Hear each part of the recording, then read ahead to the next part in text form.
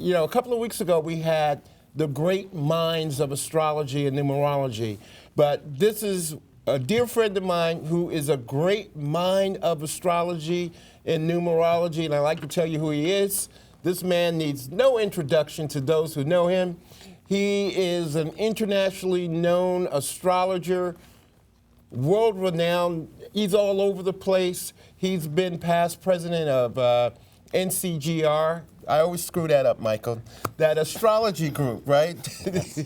The astrology group. But I'm pleased and proud to welcome back to Astrology Numerology Now, the one, the only, Mr. Michael LUTIN. Michael, how you doing? I'm doing great considering what everyone in the world is going through. I'm going through it with them, but I'm doing okay. And now, on your website, michaellutin.com, you said, enjoy the weekend, wait till the weekend gets here. What did you say? No, I said you have to be grateful. That's what I said. I think that it's important right now with so many things about to happen and so many changes going on, and some of it is miraculous. I think we can expect certain miracles in our lives, and some of it is very, very difficult to tolerate and to take because we're in the middle of a huge worldwide revolution. But I said, before anything happens, you have to remember to be grateful for so many different things, according to your sign, according to who you are. But gratitude is really the first thing you have to have, because we are headed through a lot of troubled waters, and we have to have the consciousness to do so. Now, some of the things that we spoke of earlier are some of the things that are happening in the heavens. We're coming off, or let's say Mercury is getting ready to come out of retrograde, and Mars is getting ready to go retrograde, along with Saturn. Right. Share your thoughts about that, Michael? Well, I think that there's a part of people that's really tired and really discouraged. And when you look around and you see what's going on, it's easy to get discouraged. Are they tired of all these retrogrades? We just had a Venus retrograde. Venus went direct. We got a Mercury retrograde. Now Mars is getting, what are we tired of? I think they're tired of certain frustrations in their lives, and they're told things are supposed to be better, and they're not. So I don't really say they're tired of the retrogrades. I think they're tired of things in their lives. And one of the things that causes people to be crazy is to be told something is true when you know it isn't. I've been an astrologer, seems like forever, but I can't remember the last time when we've had these consecutive retrogrades, back to back, one retrograde after another, especially with the inner planets, Mercury, Venus, and Mars, and now Saturn. I think those are the planets that affect people's personal lives most profoundly.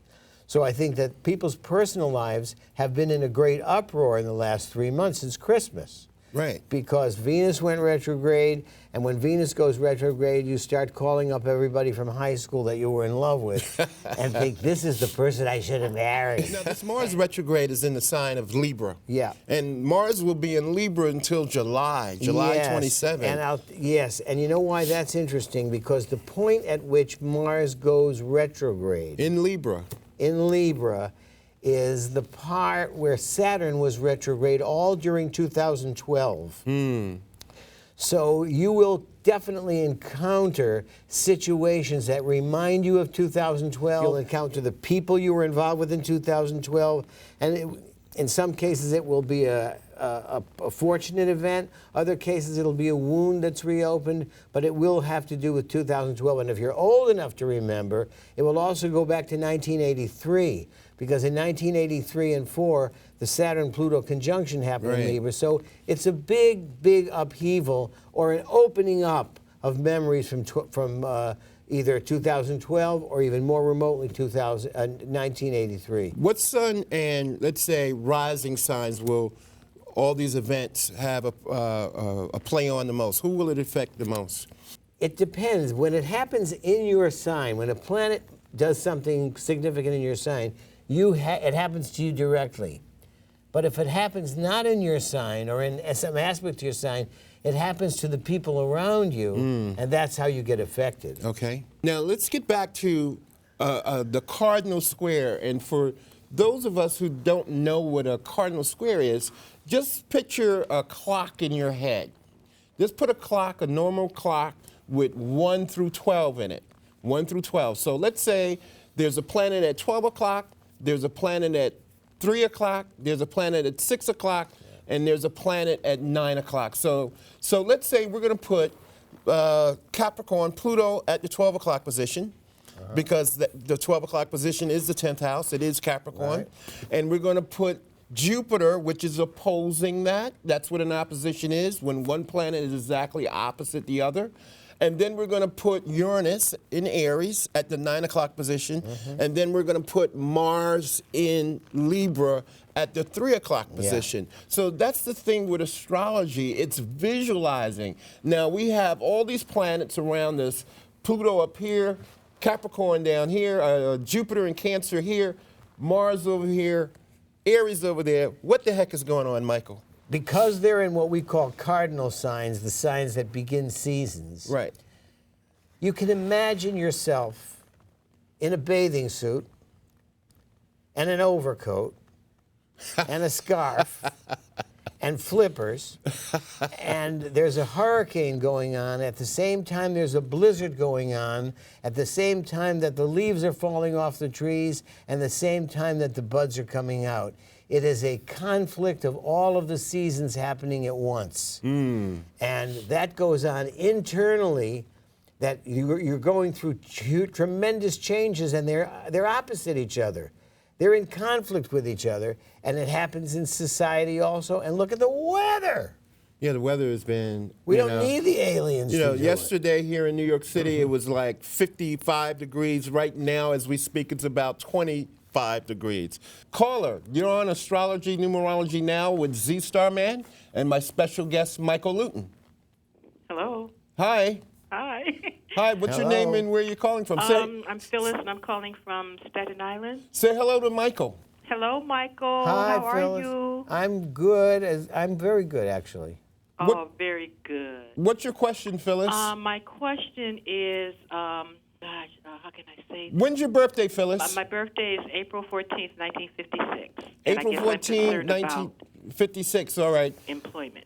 Okay, now April 14th, 1956. Now, from a numerology point of view, since the name of the show is Astrology Numerology Now, this is a number 7 personal year for you. Okay. This is a year where you're going to have to reflect, go back, think about what your purpose in life is, and sort of kind of say to yourself, hey, Phyllis, am I doing the right thing? Is my life in the right direction? Am I moving in the right direction? But from a astrology point of view, she's dealing with that Uranus. She's also got her Saturn return. And her Saturn return. I think you've got your Saturn return, so you're at a really powerful point in your life.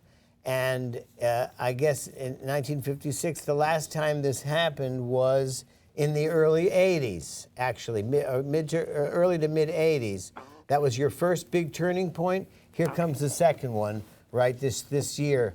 And between now and the autumn, I think this is your time to make big decisions, let certain things go, and understand what being mature is. You know, getting older is horrible. But there are some really good. It is horrible. Yes, it is. It's horrible. No, it's not. Only because, are you a teacher? You know, I have a desire to be one. I think that I'm sorry. I've taught preschoolers in the past. That's what I'm picking up. You're a teacher. So go out, if not preschoolers, but other people also, because you're having your second Saturn return. It takes Saturn 29 years to make a complete trip around the zodiac. Okay. And so now you're in your golden years, so to speak. Okay. So go out and start to share some of that wisdom. Okay. And not to worry, because you also worry. But one thing about Aries, they survive everything. Exactly. Even the symbol of Aries, when you see it, the symbol of Aries is this and then up. So they go down and they come back That's up. right. Yeah, I'm getting tired of that, though. I'm getting tired of building back up again. Next time, choose another sign. Okay. Thank you very much. Thank you very much. Thank you. Bye-bye. Thank you. Bye-bye. This is one of my Facebook friends who came down to the show. This is Oriana. How are you? Good. What's your question? You have a question? Well, first tell everybody your birthday. October 22nd, 1984. October 22nd. Go ahead, Michael. It's like we picked her because Mars is going retrograde on your Sun in your 12th house. Saturn's going retrograde on your ascendant. It was like you were perfect. What that means is that you probably are tired. You're probably discouraged. But you have to remember that Jupiter going direct on the 6th of March. It is the 6th, right? The 5th. The 5th? Right. Jupiter going direct reminds you that you have a commitment to something, a dream, something you really want to do. And these delays that happen cannot interfere with a commitment to something that's higher, and that you need always to be grateful because it's in your 9th house. You have to be grateful for your superior intelligence and your ability to raise your consciousness and see things in a better way. And in terms of the predictions things, you're going to travel a lot the second half of this year. The question I wanted to ask is that Jupiter has been retrograde in my 8th house and is going to go into my 9th. But I don't really understand exactly how the 8th house is playing out for me because I'm just... It doesn't in this case because I use the whole sign house system. Okay. And I was raised on the Placidus house system, which puts Jupiter in your 8th. Okay. But I believe that the minute it went into Cancer, which was last year, it had a 9th house feel to it. And so you must have been making plans about traveling? Yep. Sure. And that's going to come true now when Jupiter goes direct.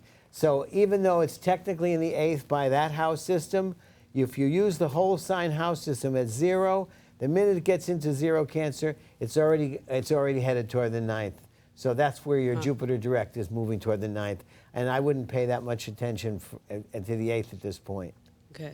Well, I would like to add this from a numerology point of view, Oriana. This year, you are in a number 3 personal year. Express your creativity. There's something creative that you need to do. I don't know if it's singing, acting, or dancing, but you're trying to express yourself. Oh, yeah. You're looking for an outlet to express yourself. Maybe romantically. Maybe there's so much love inside of you because you are a Libra, a sun sign Libra. You have a lot of love to give. Find a place to channel that love through creativity because that's what the number 3 personal year is all about. Great. Express yourself. But I see that you're gonna go. Where are you planning to go? I'm going to be in Oakland next week, and then I'm planning on going to a lot of places. Do you do anything New Orleans, in the performing Mexico. arts? You're gonna Do you do anything in the performing arts? Not performing. I do photography, Okay. draw. Okay, that's artistic. Oriana, thank you very much. Let's talk about Moon conjunct Chiron. Oh, the new moon conjunct Chiron. The new moon conjunct Chiron. It's very interesting. It's about the development of people, charity in their hearts, and how you can overcome anything if you have compassion for other people. I think that's what this new moon in March with Chiron is going to be, because there is pain. There is definitely pain whenever there is Chiron, but the fact that Pisces has the greatest compassion for all signs, and it's not all Pisceans, because I've known some losers, but but it is the sign of the grace of heaven and the universe that is always granted to people when they're compassionate for other people. I think that's what this new moon in Chiron is. And let me just explain to everybody what a new moon is. If you don't know, a new moon is when the sun and the moon are in the same sign at the same time. If you're looking at a farmer's almanac and you see phases of the moon, that blackened circle means it's a new moon because you can't see the moon that night. And what we say, the moon every month circles of course, the zodiac, but when it comes to the sign the sun is in, the sun feeds the moon and fills it with its energy for the month. So it re-energizes the moon. And along with Chiron, mixing it up with Chiron Very and Pisces. complicated. So is it a bittersweet type of thing? Yes. It's bittersweet. It's bitter. It's bittersweet. It's a very good. That's a perfect way to say it, man. It's great. It's a bittersweet new moon.